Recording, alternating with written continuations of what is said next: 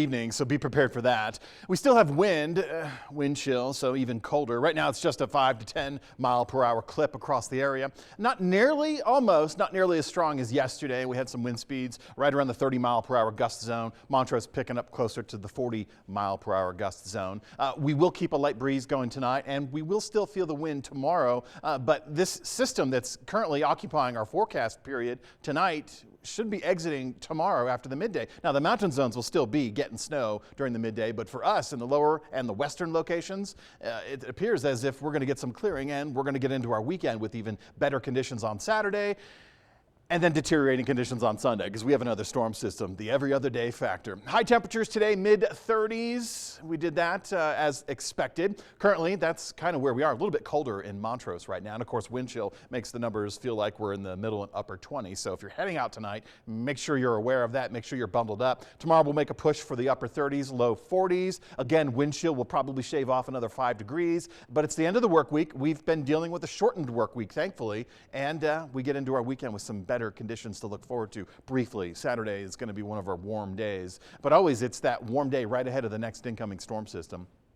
We had a little round of snow showers move through. No accumulations at Grand Junction this afternoon. Delta Montrose last night picked up about 1 to 2 inches of snow. I saw some reports across the area with that band last night. When I last left you, that band was moving through the area, put down some deep snow totals in our resort communities. And if you're traveling into the mountain zones to get to any of those resorts or any backcountry experiences, just know the avalanche danger is high outside of the resort boundaries, but within the resort boundaries, most of the access, most of the roads getting there, thoroughfare, are open. That's the good news. There's just one closure down along 550 that you need to be aware of, but that's exiting Ouray. You can't quite get to Silverton yet, but you can from the south, not from the north. On radar right now, it looks rather quiet, but we have to look way to the southwest for that next round of snow showers coming in tonight. Right around the midnight hour, that's where we see that uptick. So plus or minus an hour, we'll get some of that snow going again.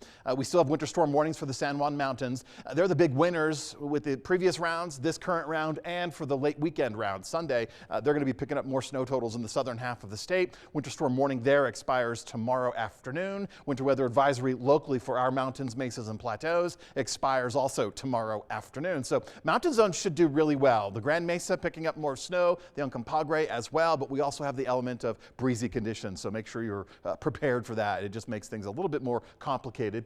Getting us into the midnight hour, that's where we see the resurgence of the snow showers widespread across the western slope at all elevations. I don't expect a whole lot of accumulations.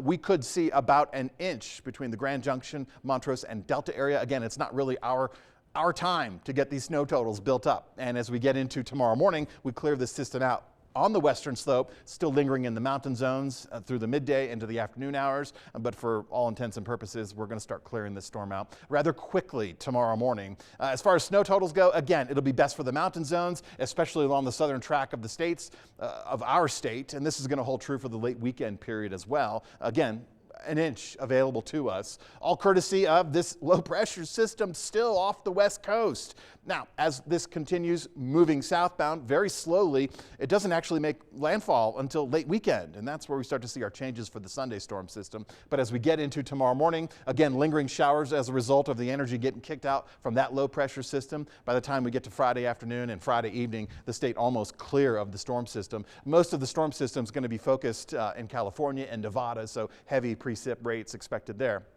Once we get into Saturday night, that's when this low pressure system decides to move inland. As a result, we could see some light snow showers in the southern half of our state, but really when this system starts to move across our area Sunday, that's where we're going to get some of the bigger snow totals for the end of the weekend period, and we'll be looking for the deepest totals again in the southern third of the state. So we do get some temperature improvements tomorrow, but that's after we get through the overnight hours tonight. So if you have to drive tonight, even leading into tomorrow morning for your early morning commute, you're likely going to be hampered by some snow falling and some slick conditions, but I don't expect a lot of snow accumulations. And of course, as quickly as those little squalls move through, this storm system is going to exit out. So we start to see partly cloudy skies Friday midday and the afternoon hours, and we'll see better temperatures on Saturday with lower 50-degree readings. Of course, that southwest flow ahead of that low pressure system off of California, and that's due in for us locally Sunday. So we're expecting another round of rain showers first on Sunday with our temperatures near 40 degrees. That'll just be a little bit too mild, but we should manage a little snow transition.